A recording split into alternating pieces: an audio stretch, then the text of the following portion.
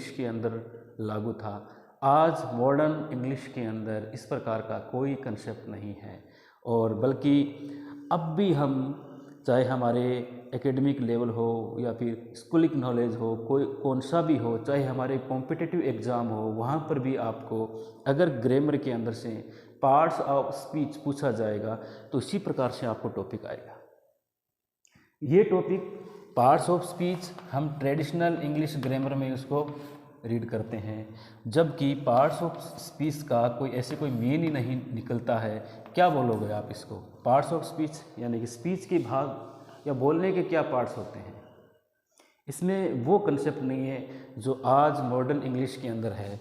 आज modern English के अंदर हम पार्ट्स ऑफ स्पीच को या तो अपन बोलते हैं वर्ड कैटेगरीज, इसको क्या बोलते हैं?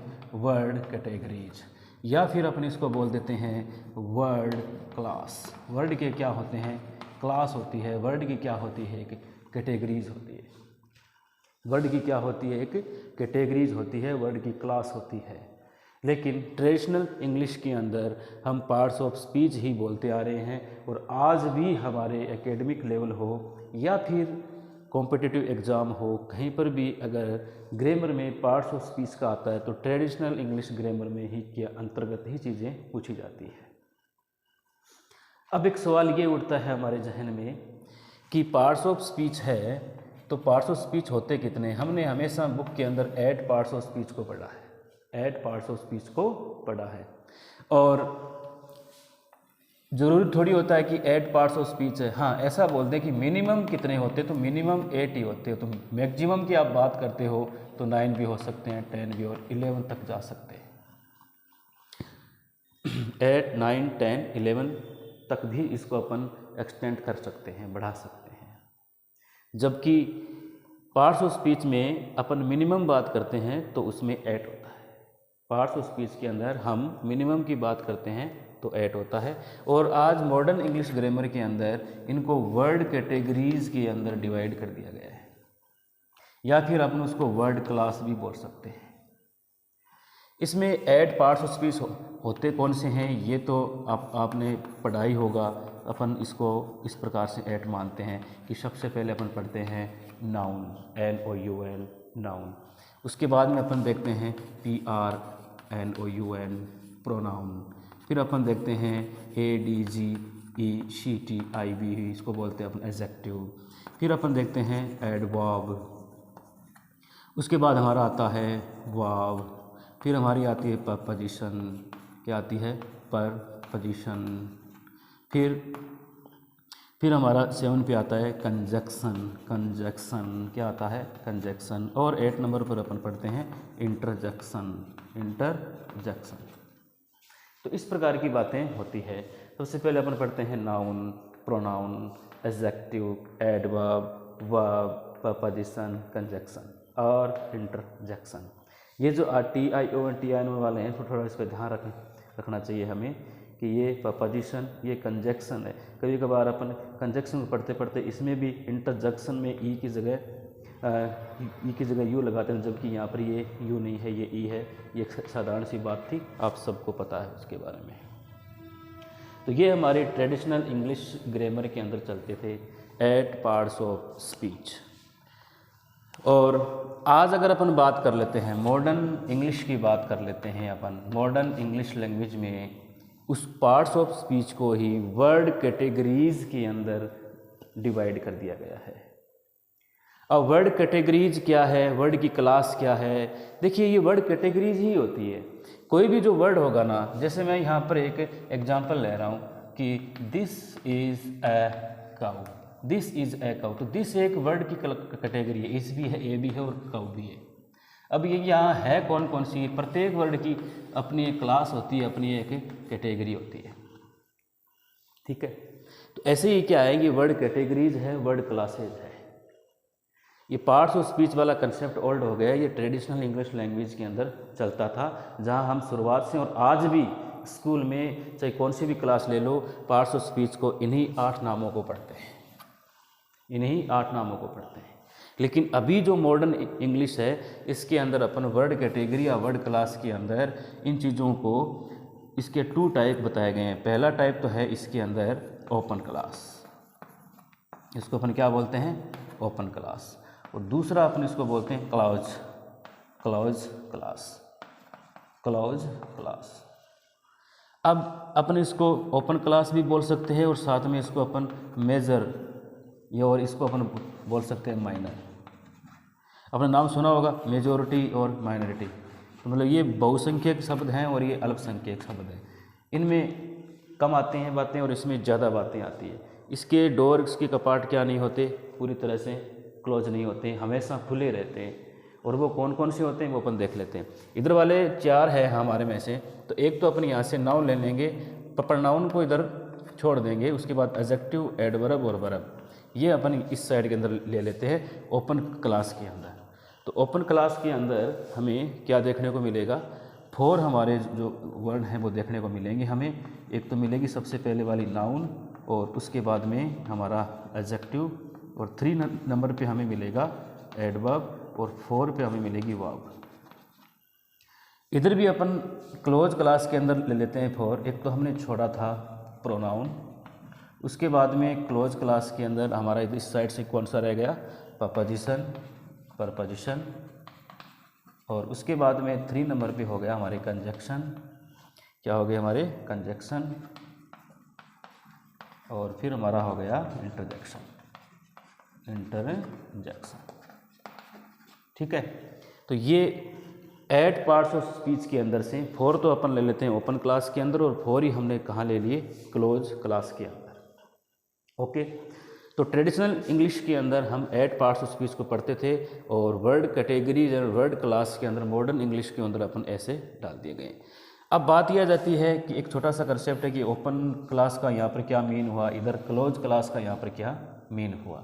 चाहो तो हम इसके अंदर आजकल इंग्लिश लैंग्वेज में एक अलग से टॉपिक है जिसका नाम है डिटरमिनर। आपने सुना होगा, जैसे सम, एनी, माई वगैरह, ए, एन, दी, ये सब क्या है, डिटरमिनर है। और ये डिटरमिनर पहले जो हमारी लैंग्वेज थी उसमें एडजेक्टिव के रूप में पढ़े जाते थे। इन एडजेक्टिव को अब कौन सी कैटेगरी के अंदर डाल दिया गया है, इधर डिटरमिनर के अंदर शामिल कर लिया गया है। तो अभी देखिए, इधर 4, 4, 8 और 1 1, इधर तो 9 हो गए, इधर 9 हो गए, इधर पहले क्या थे, 8 थे। और कभी कभार एक चीज़ को और भी इधर डाल दिया गया है, उसका नाम है पार्टिकल्स, यानी ऐसे पार्टिकल्स, ऐसे अपवाद जो कहीं पर भी फिट नहीं होते हैं। न तो वो कभी किसी नाउन के अंदर फिट होते हैं, न एडवर्ब में फिट होते हैं, न वर्ब में फिट होते हैं, किसी भी वर्ड क्लास या वर्ड कैटेगरीज के अंदर वो फिट नहीं होते। ऐसे वर्ड्स को क्या किया गया है, एक अलग से ही टॉपिक बना दिया गया है, उसको बोलते हैं पार्टिकल का मीन आपने सुना होगा साइंस के अंदर, जैसे छोटे छोटे सूक्ष्म कण होते हैं उनको बोलते हैं, जैसे मिट्टी के कण वगैरह वैसे। ठीक है, तो ऐसे कुछ वर्ड जो कहीं पर भी फिट नहीं होते उनको एक पार्टिकल के अंदर डाल दिया गया है। बाकी सारे ये ओपन क्लास वाले वर्ड हैं और ये क्लोज क्लास वाले वर्ड्स हैं। अब इनको अपन ओपन क्लास या फिर क्लोज क्लास की कैसे बोलते हैं, वो वाली सारी बातें इधर है। यानी कि ओपन क्लास के अंदर हम उन वर्ड्स को लेते हैं जिनको कभी काउंट नहीं किया जा सकता, यानी कि उनकी संख्या क्या है, लिमिटेड नहीं है, अनलिमिटेड है। और जिन वर्ड्स की संख्या लिमिटेड है उनको तो अपन क्लोज क्लास या क्लोज कैटेगरी के अंदर डाल दिया, जिसको अपन मॉनेटरी बोलते हैं। और जिनकी संख्या लिमिटेड नहीं है, अनलिमिटेड है, उनको अपन ओपन क्लास कैटेगरी के अंदर डाल दिया गया। यानी कि नाउन कितने भी हो सकते हैं, ऐसे ही एडजेक्टिव की कोई संख्या नहीं गिनी जा सकती, एडवर्ब की नहीं गिनी जा सकती, वर्ब की नहीं गिनी जा सकती। मतलब ये कभी ख़त्म होने वाली चीज़ें नहीं है, इनके अंदर नए नए चीज़ें हमेशा जुड़ती रहती है, आती रहती है। लेकिन क्लोज क्लास के अंदर चीज़ें जुड़ती नहीं है। हाँ, टाइम लग सकता है हमें कि एक जगह आने के बाद में ये चीज़ें क्या हो जाएगी, क्लोज हो जाएगी, बंद हो जाएगी, इसके डोर क्लोज हो जाएगी।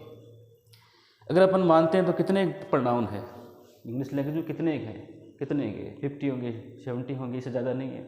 इतने परपजेस की बात करते तो 120 या 130, एक्चुअल मुझे फैक्ट डाटा याद नहीं है, लेकिन इससे ज़्यादा परपजेशन नहीं हो सकती।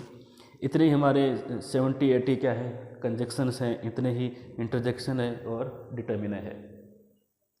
तो ये सारी बातें हैं, सारी चीज़ें हैं जो पहले अपन पार्ट्स ऑफ स्पीच को कहाँ पर लाते थे, 8 मैक्सिमम 8 ही पढ़ते हैं, मिनिमम भी 8 ही पढ़ते हैं इसके अंदर, और ये पढ़ते पढ़ते आ रहे हैं हमेशा के लिए। लेकिन मॉडर्न इंग्लिश के अंदर इनको वर्ड कैटेगरीज में डाला गया है, इनको वर्ड क्लास के अंदर डाला गया है, जिनकी 2 मेजर कैटेगरीज बताई है, ओपन क्लास और क्लोज क्लास। तो ये तो थी हमारी इंग्लिश लैंग्वेज में जो अपन शुरुआत करते हैं, इंग्लिश लैंग्वेज की ग्रामर की शुरुआत करते हैं, उसके अंदर कौन कौन से टॉपिक्स होते हैं, किस प्रकार की इनकी स्टडी होती है, सारी बातें यही है। ये तो हमारी होगी वर्ड कैटेगरीज। अब इसके बाद में इसमें ग्रामेटिकल लेवल भी चीज़ें होती है, ग्रामेटिकल लेवल भी चीज़ें हैं 2 हमें पढ़नी है। यानी कि ग्रामेटिकल चीज़ें सारे इन्हीं ही पार्ट्स ऑफ स्पीच के साथ जुड़ी हुई होती है। यानी कि अगर हमें नाउन को पढ़ना है, नाउन टॉपिक को हमें पढ़ना है, तो नाउन तो होगी वर्ड क्लास, नाउन तो क्या होगी, वर्ड की क्लास होगी, वर्ड की कैटेगरीज होगी। लेकिन नाउन अकेले को नहीं पढ़ते हैं, नाउन के साथ अपन नंबर भी पढ़ते हैं, नाउन सुना होगा आपने, सिंगुलर प्लूरल। नाउन के साथ अपन जेंडर भी पढ़ते हैं, नाउन के साथ क्या पढ़ते हैं, जेंडर भी पढ़ते हैं। और नाउन के साथ एक टॉपिक आता है केस, केस भी अपन पढ़ते हैं। और नाउन के साथ एक टॉपिक आता है मूड, और अपन मूड को भी पढ़ते हैं। ये सारी बातें हैं नंबर, जेंडर, केस और मूड। यानी कि ये तो वर्ड कैटेगरी है नाउन, और ऐसे ये हैं इनकी ग्रामेटिकल स्टेज, ग्रामेटिकल लेवल या ग्रामेटिकल मैकेनिज्म्स है, ये ग्रामेटिकल युक्तियाँ हैं। यानी कि नाउन चलेगी तब ये 4 इसके साथ में आएंगे। वैसे ही आप हम पढ़ते हैं, वॉइस पढ़ते हैं, नरेशन पढ़ते हैं, वो भी क्या है, वॉइस किसकी ग्रामेटिकल कैटेगरीज हैं, वॉइस ग्रामेटिकल कैटेगरीज हैं आपकी वर्ब की। अगर आपको वर्ब पढ़ना है तो आपको क्या पढ़ना होगा, वॉइस भी पढ़ना होगा, आपको टेंस भी पढ़ना होगा। ये जो कैटेगरीज हैं किसकी है, वर्ब की है। आप इधर वर्ड कैटेगरी में वर्ब को पढ़ोगे तो साथ में वॉइस और टेंस को भी पढ़ना होगा हमें, साथ में हमें नरेशन को भी पढ़ना होगा। ऐसी चीज़ें होती है। आप एडजेक्टिव पढ़ते हो, एडवर्ब पढ़ते हो, तो उसके अंदर हमें डिग्रीज पढ़नी होती है। तो एडजेक्टिव वर्ड हो गया और डिग्रीज क्या हो गई, उसकी ग्रामेटिकल कैटेगरी हो गई। यानी कि ग्रामेटिकल रूप से हमें एडजेक्टिव के अंदर डिग्री पढ़ते हैं, एडवर्ब के अंदर भी अपन क्या पढ़ते हैं, डिग्री पढ़ते हैं। तो ये सारी बातें हैं वर्ड कैटेगरी और वर्ड क्लास के अंदर, इस प्रकार से इसको डिफाइन किया गया है। अब हमें यहाँ शुरुआत से चीज़ों को पढ़ना होता है कि नाउन क्या है, और इसका पूरा जो कंसेप्ट है उसको हमें स्टडी करनी होती है इस प्रकार से। तो ये था एक छोटा सा आज का टॉपिक हमारा, जिसमें हमने ग्रामर के अंदर से चीज़ों को जानने की कोशिश की है कि इंग्लिश ग्रामर को शुरुआत कहाँ से करें और इसको कहाँ तक अपन लेके जाएं। कहने का मीन ये हो गया कि हमारे जितने भी एकेडमिक लेवल पे जो भी सिस्टम है, जो भी सिलेबस है, जो भी करिकुलम बना हुआ है, उसमें टॉपिक हमेशा बिखरे बिखरे हुए आते हैं। यानी कि प्रोनाउन आ गया, उसके तुरंत बाद में वो आपको एडजेक्टिव दे देंगे, फिर टेंस आ जाते हैं, वॉइस आ जाती है। ये आती कहाँ से हैं, इनका जो मेन सोर्स है वो कहाँ से है। जहाँ जब तक हमें मेन सोर्स का नहीं पता होगा तो ये चीज़ें समझ में नहीं आएगी। इसकी जो रूट है वो कहाँ पे है, तो हमें रूट पर वहाँ कैच करना है। और एक सिस्टम वाइज तरीके से अगर इसको अपन स्टडी करेंगे तो इंग्लिश ग्रामर हमारे लिए कोई ज़्यादा मुश्किल काम नहीं है। बहुत ही ईजीनेस, ईजी वे के अंदर हम चीज़